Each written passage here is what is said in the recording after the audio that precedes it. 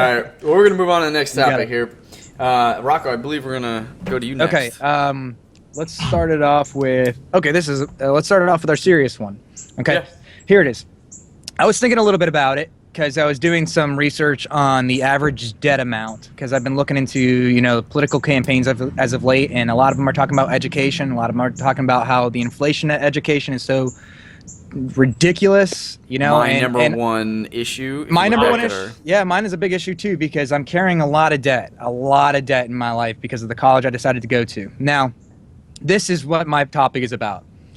Do we think that it's appropriate that our society asks of an 18-year-old to know what they want to do for their career or to decide what they want to do for their career when choosing their major when they go off to college? Because they're usually asking them to do this to go off to college at 18 years old. It's kind of happening around that time. Okay. So everybody's going to have a different perspective of whether that's an okay thing or not. And for me personally, in my experience, I don't feel like it worked in my favor. Being 18 years old and being asked to say, hey, do you know what you want to do for the rest of your life as a career? Do you know what you want to major in when you're going off to college? Because let's remember that it costs money to go to college. And the average debt right now is $30,000 for a student that came out of college. With $30,000 of debt, that's a mortgage. So if you're making a mistake in what you're choosing to go do, it's kind of hard to back out and go into something else later because then it's another $30,000 or whatever it be to try to go back to school. It could be. We're seeing real quick. We're seeing the ripple effects now. I mean, I'm reading articles about how our generation, the quote unquote millennials, are so slow to have kids, are so slow to buy even cars and buy houses, right? Move out to the suburbs, economy, and that ripples out. Yeah, that's not adding to the economy. And exactly, that's stagnating it. Exactly. Well, I agree with. I'm sorry. No, go ahead. I was gonna say I agree with that. So that's my point. So my point is that being 18 years old for me in my experiences in my life, this didn't work for me in my favor to be choosing what I wanted to do for the rest of my life because I'm not today doing what I had gotten my degree in, and not doing that. It's a lot of money that I have in debt for this school to not be doing that as my, my path for the rest of my life kind of deal. Right. And now the reason why that didn't help me out is because it took me a while before I kind of figured out what it is that I enjoy, what it is that I like as a human being, because I wasn't exposed to so many different experiences out there like some children are. Hopefully my son will have a different perspective of this at his time. Hopefully he'll be exposed to so many different things in life that he'll go, oh, at 18, I know who I am and what I love to do, and I'm going to go do it because I know it, only because I've experienced it as much as I possibly can.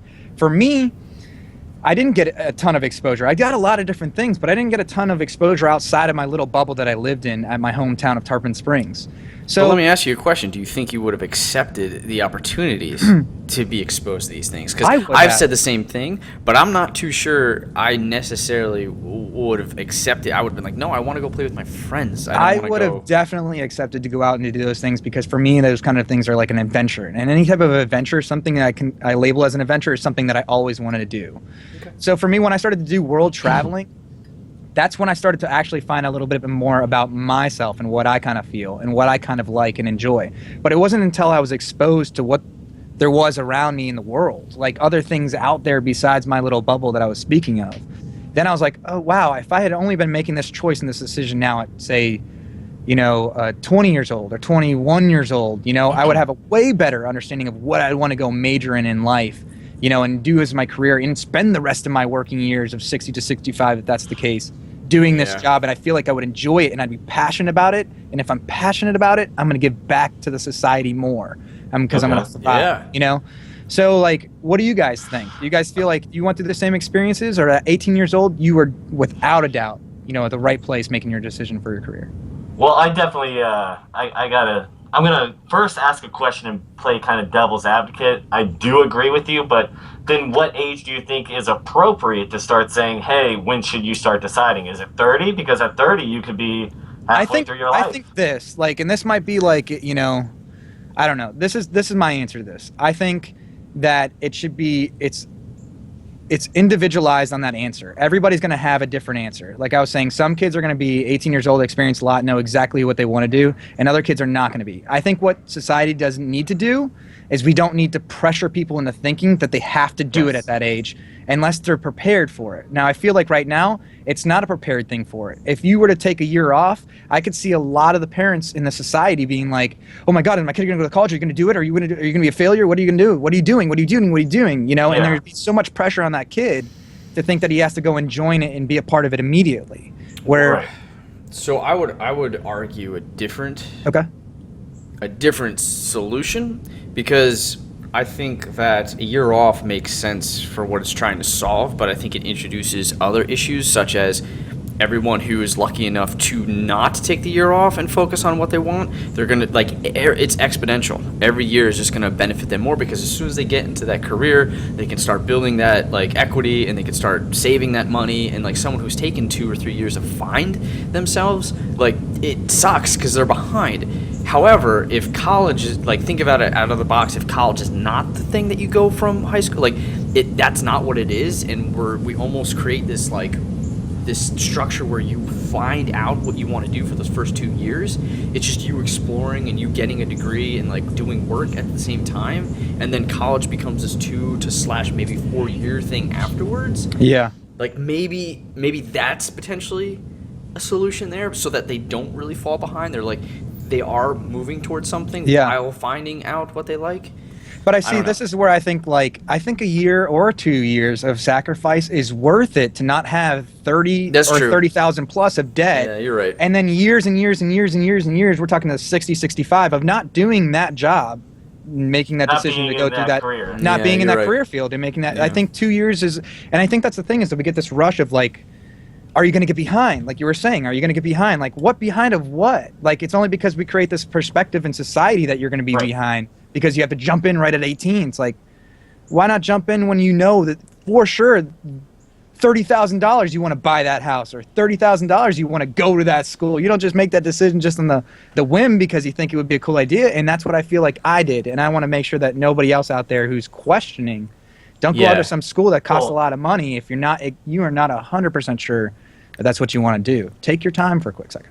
And definitely, I mean, instill that into your son. But this is what my train of thought on all this. Okay, going through school, they're always like, hey, you got to go to college after you graduate, because if you want to get a good job, you got to go to college. Oh, and if you go to college, you're going to get into a crap ton of debt, unless you get these. Oh, you can get scholarships, but they're extremely hard to get. And they're like $5,000 maybe. Yeah, exactly. And then, okay, so they sit there and push you, and then who holds most of the government?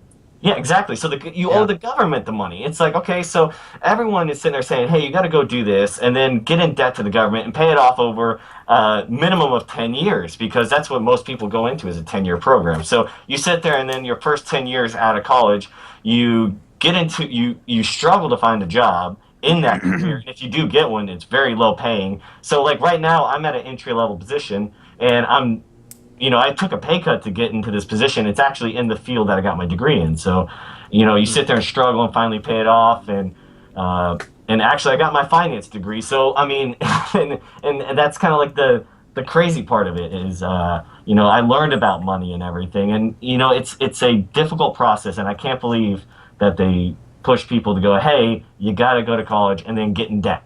It's ridiculous. And I agree with you. I was just playing devil's advocate. No, I think see, that's the thing too. So the big issue is that I think a college education can be a very important thing for a lot of people. It's not necessary for everybody. It's honestly that's not, a big thing. But I think that they need to have a really good foundation to be one of those people that's not necessary. They need to be capable of learning how to learn on their own and not be taught by somebody else. They don't need to go to a private school. They don't need to go to out of state. There's in-state schools that are perfectly fine about getting them the education degree that they need. Yeah. I totally like. I think the biggest issue here is I think, the reason why I'm asking so much the 18 thing is because it's like it becomes such an issue because of financially. The big question really is, like, 18 years old, really making that decision. I mean, it wouldn't be so much of an issue if you were 18 years old going to go do that if college was free. I wouldn't be saying, hey, 18 years old, do you Do you have a worry? No, you wouldn't. I'd be like, I'm going to go try everything else out right now until I figure out what it is I love. You know? I think that was the point I was trying to get at. Like you said, just a lot better, is that like really it's the money thing. So if there was like just a different approach to college in general, that it didn't cost that much, then I think that problem is solved. And we see that in some European countries too, where that's happening, where college is free. And because of that, though, there's a lot more of educated people going into society doing what they love. And they're doing what they love because they've taken that time to do it. They're not worried about, those money situations or the different things. They're taking the time to be able to figure out what is it they're passionate about. And then they're getting, I don't know. It's a snowball. It's like a butterfly effect. Little things, little things here will affect things over here. And I can tell you as like a future father, and I'm sure you would agree, is that like the number one thing on my mind is how am I going to get this kid into college, because it's so damn expensive. I was looking at the 529 plans this morning. I have to put $1,000 a month away for him to potentially, and that's at 75% of the cost of an average private school for 4 years. Yeah. That is how much money I have to put away for a month for 18 years for him to, and that's one kid. One kid. Yeah, exactly, dude. And right now, I'm going through this right now. We're paying for him to go to private school during his younger years, and this is our thought process. Okay, so we were thinking, all right, if you have an amazing foundation underneath you, right, a really amazing foundation, then maybe we invest at those times of your lives instead of so much in the college side, because at that point you could go to a state university, you could go to no college if you have such an amazing foundation and then build upon it yourself. If you know your ABCs, you're good. The thing is, you're right, private Rocco. Schools, there's a completely different education being taught than in the public schools as of today, and there's a dramatic, like difference between these students and their test scores when you're comparing them side by side. So it's like we're looking at the investment of this time right now, and the investment guys we're talking about, it's like right now he's in preschool. It's $950 for him a month to go to school for preschool for the private schools. On top of I am paying my college debt too of $600. So it's like those things are huge choices. Now becoming a father, education, 18 years old, all those things are playing into my mind. Like, I want my kid to be prepared at 18 years old to know what he wants to do, so there's not a big mistake of investing into something that's not going to be worth it. Man, what are you going to do when your daughter goes? You're screwed. That's $2,000 Make more money, man. Get out there. Hustle. Be out there doing whatever we can do to make sure that my kids can go through what I feel is necessary. And for one of the most important things for us and our kids is their education. Yeah, man, and it's sacrifices will be made to make sure that they can get that best education, whatever that be. So I absolutely agree. Get my Doritos. So what? It goes towards the student tuition. Right. And I got a good thought here. Okay, when I was in college, there was definitely some classes that I thought were completely pointless to take.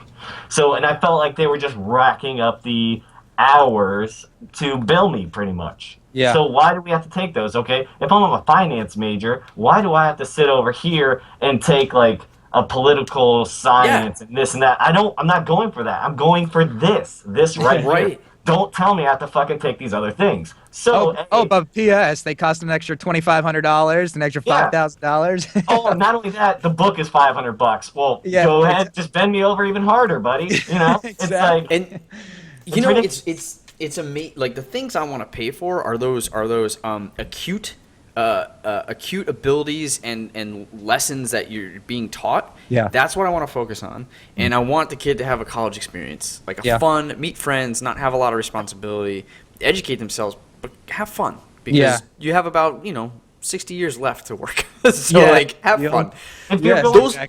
That's what I'm willing to pay for. And you're right, Ian. Like those other bullshit like classes don't make sense. So like it's almost like you look at like just there's lynda.com that's like, look, you want to learn photography, you pay $5 a month, and here's all these volunteers. But that's what I'm saying. So go spend $100,000 or do Lynda for $2,000-$3,000, all photography freaking classes, and now you're a professional photographer. As much as anybody coming out of a private school. Yeah, exactly. So it's like, what's the point there? Yeah. Like, that's if you have a good foundation to be able to learn from that material, though. Right. If you're not some guy that's like, okay, I can spend $2,000, $3,000 on lynda.com, but I don't understand the fucking thing that comes out of their videos, well then, no, you're not going to become a professional doing that. But if you've got a good foundation, you can learn from stuff, then why not? It could work for you. And you know how to teach yourself and work ethic. Yeah, that's to never right. Like they have that.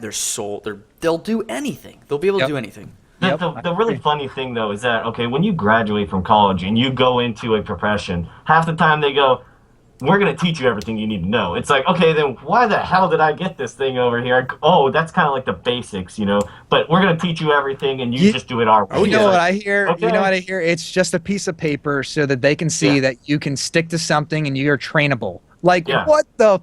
Like, okay, the average debt is $30,000 to have a piece of paper that says I'm trainable.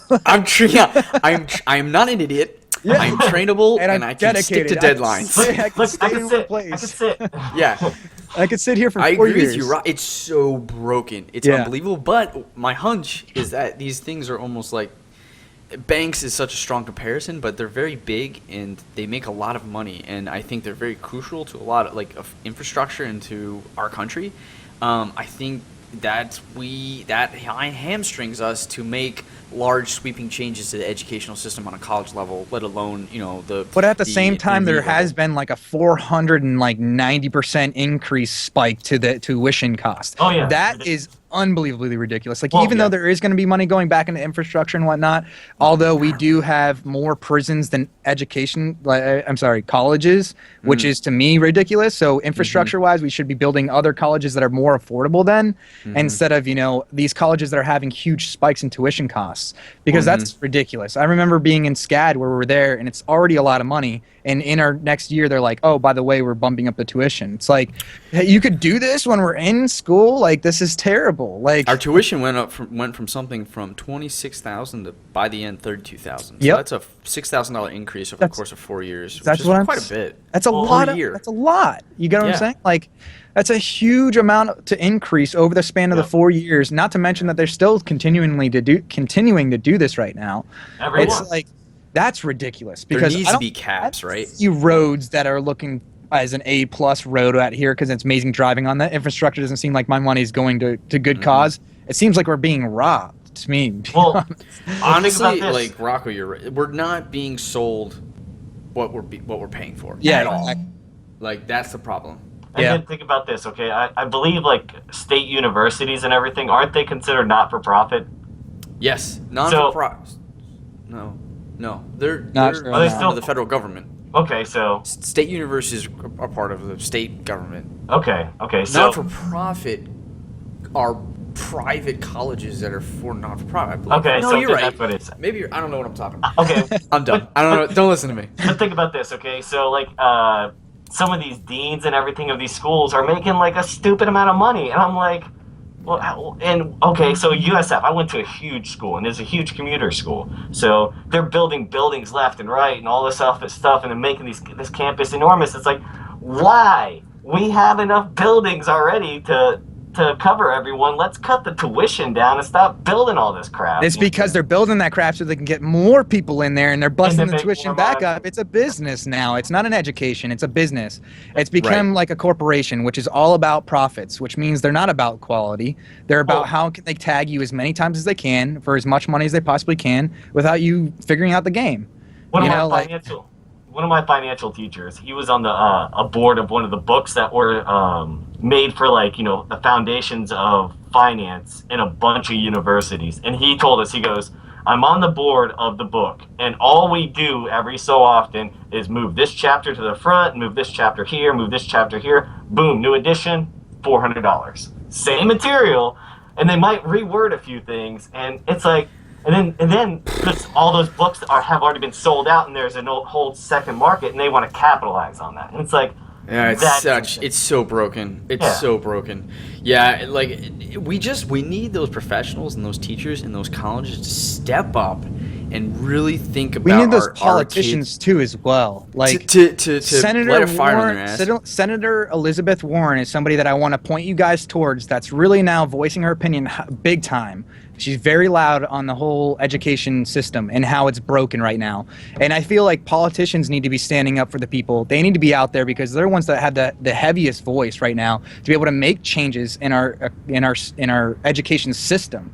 And it needs to be done. Like this is this is terrible. This isn't okay, because like you just said, people are not buying homes now. They're having children later. They're doing all these different things that's having the butterfly effect that's affecting our economy as a whole, because they're all coming out in these large amounts of debt, and they're worrying about trying to pay those things off first with entry-level jobs like Ian was speaking about, where it's making life so difficult that you're playing the debt game. You're playing, how do I get out of the hole before you even start life, at least as an adult, what we call, quote-unquote, an adult out of college. I think there's a lot of moving pieces like you're talking about, and I think in addition to something like the politicians and the colleges to like figure out a structure that works, we also need those professors and those teachers to sign up for these like free like these courses that are not that expensive to get your hands on, that can provide you with stuff.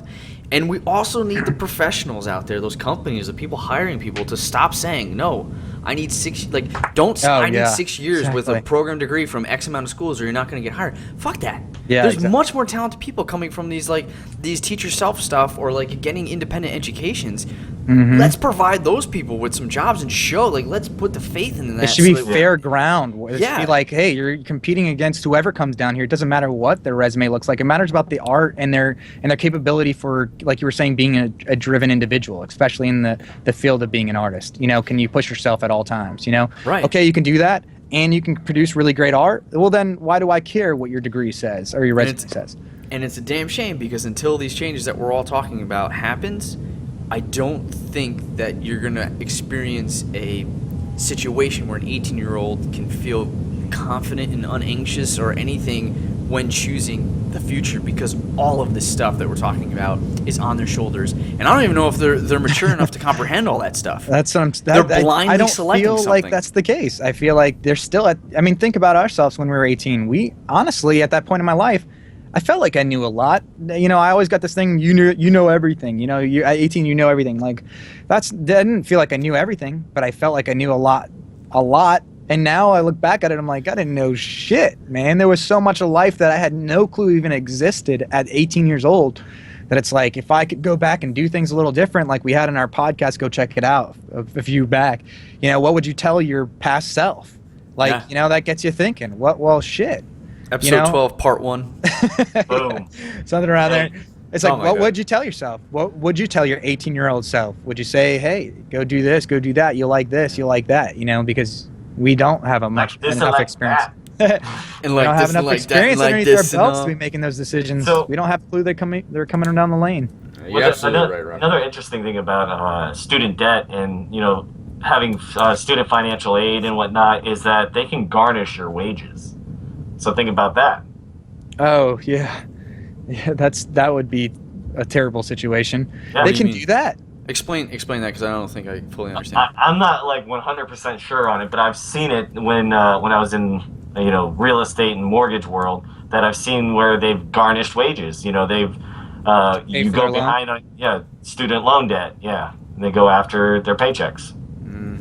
So yeah, absolutely. Well, I'm glad I'm on top of mine. It just sucks. I mean, that is crazy, and it's the first thing you want to get out of once you are hitting your adult career, and then the next thing is to set up a 401k and an emergency fund and all that fun stuff. And then start yada yada.